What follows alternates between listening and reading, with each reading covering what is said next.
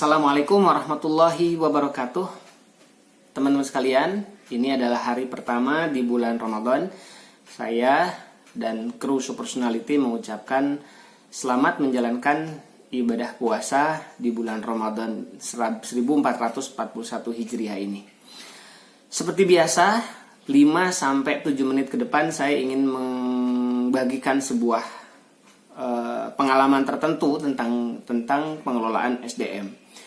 Jadi begini, belakangan atau 2 pekan ini saya sedang membuka sebuah peluang kerja untuk bergabung bersama tim Super Personality Institute. Dan alhamdulillah begitu banyak sekali aplikasi-aplikasi yang masuk datang ke kami, baik itu melalui email ataupun melalui saluran sosial media. Menariknya adalah setelah saya pelajari aplikasi-aplikasi yang muncul itu, kebanyakan di antara mereka justru mereka tidak memiliki keterampilan-keterampilan yang spesifik seperti yang saya inginkan. Dan jumlahnya sangat banyak.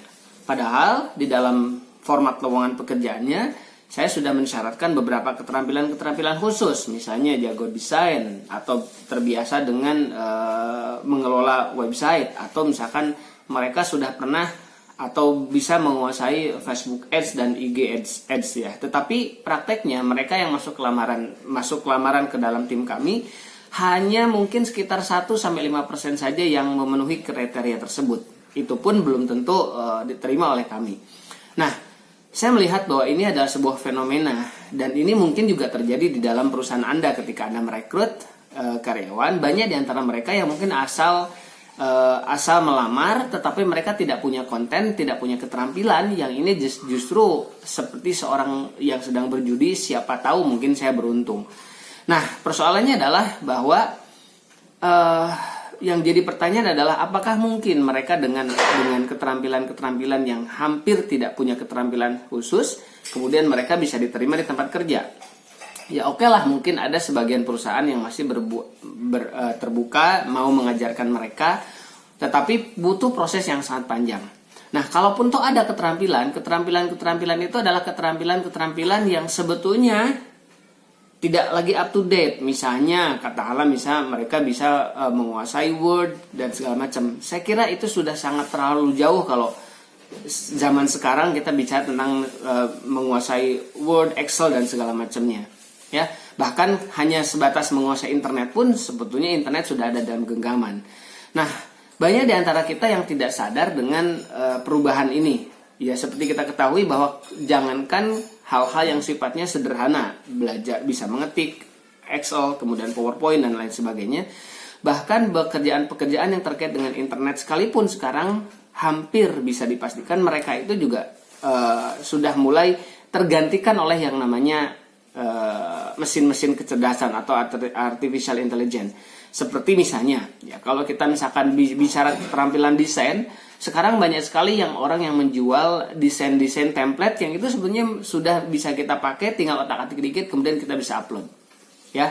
Nah, ini adalah sebuah situasi yang berubah di mana keterampilan-keterampilan manusia sudah mulai digantikan oleh keterampilan-keterampilan mesin. Satu.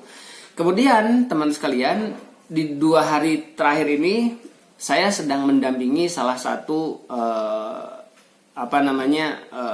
perbankan nasional atau lembaga keuangan di mana mereka punya member, punya nasabah-nasabah BUMN, sebetulnya punya nasabah-nasabah, dan saya diminta kepada di dalam memberikan sesi untuk mendampingi ataupun memberikan pelatihan secara online tentang bagaimana mengembangkan bisnis. Nah, banyak di antara mereka yang mengeluhkan bahwa sebetulnya sekarang nggak seperti zaman dulu, bisnisnya susah, marketingnya susah.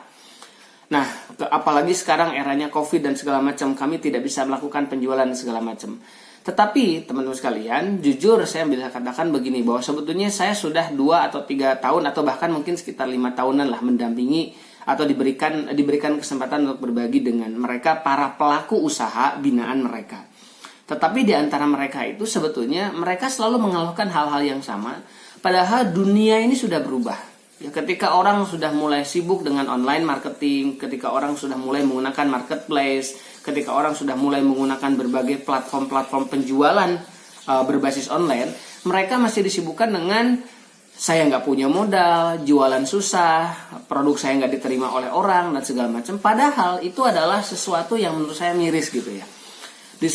Di kala dunia sudah mulai berubah dari industri 1.0 dan sekarang sudah mulai 4.0, di mana Internet of Things, semua orang berbasis internet. Kemudian mereka masih berkutat dengan persoalan-persoalan yang sebetulnya marketing itu pun sudah mulai ditinggalkan. Ya artinya gak mungkin lagi kita jualan dengan cara bertatap muka, ketemu orang langsung dan segala macam, kemudian orang mau membeli produk-produk kita. Atau kita buka warung, kemudian warung itu didatangi orang. Sepertinya akan menjadi semakin sulit. Ya kita lihat warung-warung modern, retail modern banyak yang tutup gara-gara apa? Ya karena mereka tidak mau bisa bertahan dan mereka menjualkan dengan cara konvensional. Sementara orang beralih penjualan atau pembeliannya dengan cara online. Ini yang kedua, teman sekalian, yang saya penemukan. Yang ketiga yang saat ini kita hadapi adalah ketika seolah-olah COVID-19 ini mengingatkan kita bahwa dunia ini berubah. Dan COVID-19 ini mengajak kita berubah dengan cepat, sementara kita belum siap. Tetapi ada hikmah dibalik dari ini semua. Apa itu? Bahwa kalau kita tidak ada COVID-19, mungkin kita akan terlena seperti seekor kodok yang dimasukkan ke dalam sebuah panci berisi air yang dipanaskan secara perlahan-lahan. Kita akan mati. Nah, kita itu tiba-tiba dicemplungkan ke dalam sebuah wajan atau sebuah panci yang ada airnya, dan air ini memang tidak panas tapi cukup panas untuk membuat kita tidak bertahan di situ. COVID-19 itu semacam itu. Sehingga kita tersadar, maka kita terbuka, pikiran kita terbuka bahwa dunia berubah dan kita tidak bisa berada dalam situasi yang terus-menerus seperti ini. Inilah yang disebut sebagai VUCA. Apa itu VUCA? Ya, kita sudah bisa tahulah di internet. Kita sudah, kalau kita ketik VUCA itu sebuah singkatan. V adalah volatility, ada turbulensi, ada perubahan yang sangat cepat. Ada U, uncertainty, ketidakpastian, di mana kita tidak bisa melihat sesuatu dengan mata yang jelas, tidak pasti. Ya, kita tidak tahu apakah besok itu akan seperti apa, itu tidak tahu. Uncertainty. Ada C adalah complexity, di mana masalah ini tidak bisa dilihat hanya satu sumber masalahnya. Sebuah kejadian bisa jadi diakibatkan oleh banyak masalah. C-nya. Kemudian A adalah ambiguity. Kita tidak bisa membedakan yang benar dan yang salah, mana yang jauh dengan yang dekat, mana yang besar atau yang kecil. Kita tidak mampu melihat itu. Ini adalah dunia yang kita sebut sebagai VUCA. Maka untuk VUCA itu sebetulnya harusnya kita melawannya, punya keterampilan, 4 keterampilan yang disingkat VUCA juga. VUCA, V yang pertama adalah kita butuh visi, kita butuh kejelasan, kita mau kemana, 1, 2, 5, 10 tahun yang akan datang. Ini penting, karena ketika kita tidak punya kejelasan, di satu sisi dunia ini penuh dengan volatility, maka kita akan terbawa arus kemana-mana. Kita tidak hanya mengikuti arus itu. Lagi musim ini jualan ini, lagi musim itu jualan itu, dan segala macam.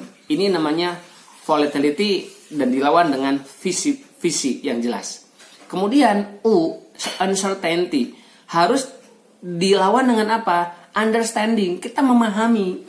Kita harus betul-betul memahami, punya pengetahuan, punya keterampilan, dan harus betul-betul menguasai satu bidang atau beberapa bidang tertentu yang sangat up to date dengan sekarang. Jadi jangan sampai kemudian kita memiliki keterampilan yang tidak kita upgrade. Maka understanding, memahami situasi ini, dan kemudian kita mengambil keterampilan baru di situ.